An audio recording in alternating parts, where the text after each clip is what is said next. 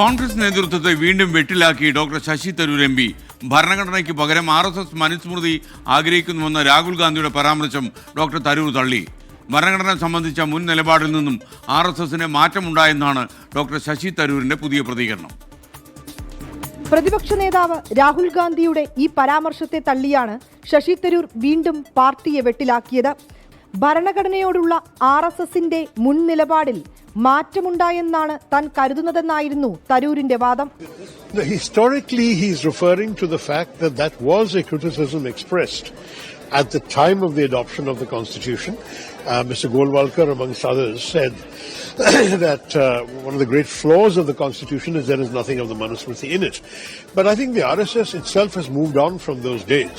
എന്നാൽ രാഹുൽ ഗാന്ധി പറഞ്ഞത് ചരിത്രപരമായി ശരിയാണെന്നും ഇക്കാര്യത്തിൽ ഇനി നിലപാട് വ്യക്തമാക്കേണ്ടത് RSS തന്നെയാണെന്നും തരൂർ പറഞ്ഞു.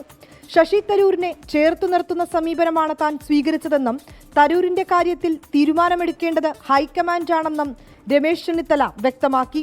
ഇത് നമ്മളൊരു അഭിപ്രായം പറയേണ്ട സാഹചര്യമല്ല. അത് കോൺഗ്രസ് ഹൈക്കമാൻഡാണ്.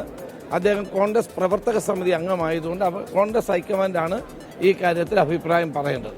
ഞാൻ എപ്പോഴും അദ്ദേഹത്തെ ചേർത്ത് നിർത്തുന്ന ഒരു സമീപനമാണ് സ്വീകരിച്ചിട്ടുള്ളത്.